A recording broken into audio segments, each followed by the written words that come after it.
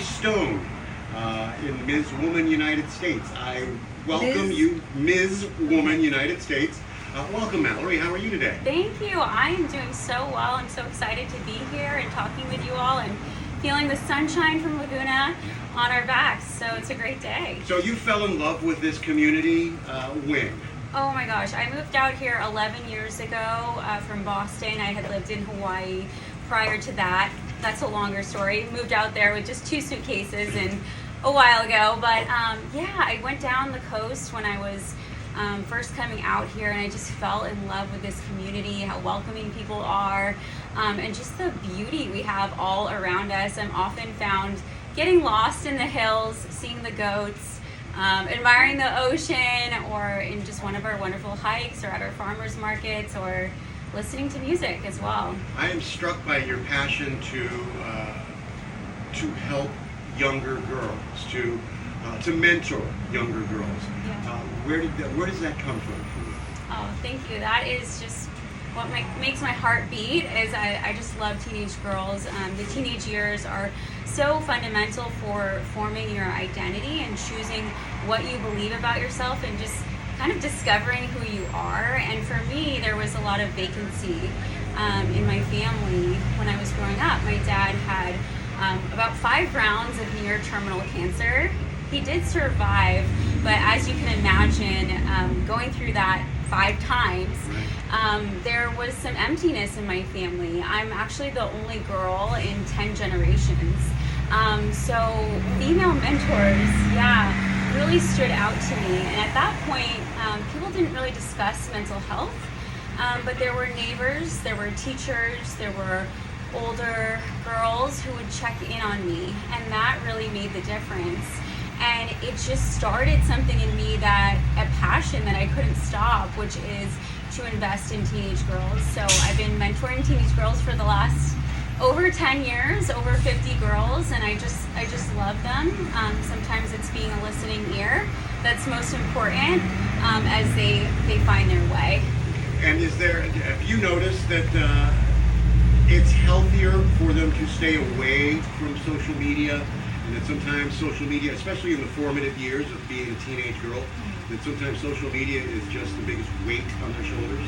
Absolutely. Comparison is the thief of joy, right? And when you're developing in so many ways as a teenager, looking at comparison of what you think you should be in such a faster than even real-time moment is really overwhelming to the teenage psyche. So I, of course, encourage my girls to take time away from social media, to share if they want. You know, that's an important part of our culture these days, but to take breaks. I need a break. Yeah, we all do. I think it's an adult issue too. Right. Well, yeah. How often are you on? How are you almost? Not as much as I used to be. Right. You know, when Instagram started, I thought, oh, I'll get in on the ground floor. You know, Right. and I was posting all the time, and I thought, I'm missing life.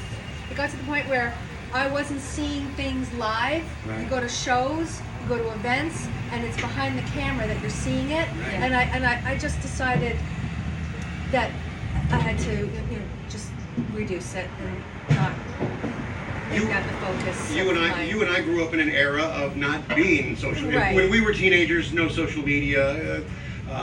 There was still bullying. There was still picking on people for differences or whatever. But and magazines. People magazines, whatnot, But anyway, it's just that you miss life. You Right. miss seeing things, that will stay in your imagination forever. Thank God for those times when I think like the memories I have of things that I wouldn't have if I was just filming them. Yeah, one of my favorite things around this time of year is just to turn off my phone completely. It's definitely a luxury as an adult, even if it's just for a couple hours a day maximum, because I know we're all on our phones. Like I work in mental health now, and I have to be on my phone to take those calls. But just getting that break, it's so refreshing for us, and that's where creativity can happen too. Those organic ideas versus the ideas that Instagram might be giving you. specifically in the mental health field, what are you doing? And I know you're focusing on teen girls and adolescents. Yeah. Is that where your expertise lies? Yeah, so I work for Newport Healthcare. I'm a clinical outreach specialist. What that means is I speak with families, sometimes teenagers and people who are providing for them. So that could be, the hospital that they're at, the psychiatrist they're working with, the school counselor, even someone from their church or the football team who's concerned about their mental health. And I help them to find the right resources. And then I also do a lot of education. So I'm out in the community every day, working with providers to provide education on what resources are out there, watch outs. And then in my personal life, I got involved in pageantry and I now do a lot of volunteer work for mental health. When you called me, you told me you were Ms. U.S. United States. Ms. Woman United States. Yes. And I'm like, okay, come down. Let's check you out. Let's come down and let Ed meet you. So tell me how that started, and what's that like being in a world of, it's And I'll ask different from what you do. And I'll ask you the cynical question after that. Yeah. Okay. All All right. right. That's where I was going, but It's a it's cynical question. What could that be? Okay, so I'm also a very spiritual person, and I never had thought about doing a pageant in my life. And I just kept on getting these signs. And God has a really funny sense of humor. It's very personal. He gives you obvious signs through people, through images, through circumstances, whatever have you. So I kept on getting these signs, and I'm like, okay, God, I'll do it. And then I learned more about it. And when I learned about pageantry, I just thought this is just like glamour and vanity. And what I learned is it's not. Obviously that's a component of it. We all have a physical component that we present to the world. But what they were really looking at is your character. And if you bought this title, what are you going to do with it? So that really intrigued me, and seeing my story unfold with what happened in my past, investing in girls, and now working in mental health, I'm like, I want to do this. So I did it, and in June I became Miss California. Shortly after that, I was rear-ended in a car accident, but I did not let that stop me. 2 months after winning Miss California, I went to Memphis, Tennessee, and I became Miss Woman United States. Congratulations, first of all. Thank you. And okay from the accident? And Yes. Everything's fine physically? Okay. Yes. It's been a progression, but doing good. And now here comes the cynical question. So I had always imagined and firsthand experienced pageant moms. And the little girls that started pageants at the age of 4 and 5 and 6. And I found it was a brutal world for the child, because the pageant mom was actually living her life through that child. Sure. Do you, and obviously you're an adult and you don't have that, that doesn't happen, but little girls, should they even be involved in pageants? Yeah, that's a great question. I am not a mom yet, not married yet, but I have obviously worked with children a lot, and I think you really need to see where that little girl's heart is and where her natural inclinations and desires are, because forcing a child to do something that they don't really want to do is obviously going to cause more damage that child then will need to deal with later on in life. Conversely, I am very close with Miss Teen United States. And that has been a really, really cool experience, because her mom, her name is Amber Duke, and her mom, Diana, they've now become my great friends. They live in Mission Viejo, and they are a team.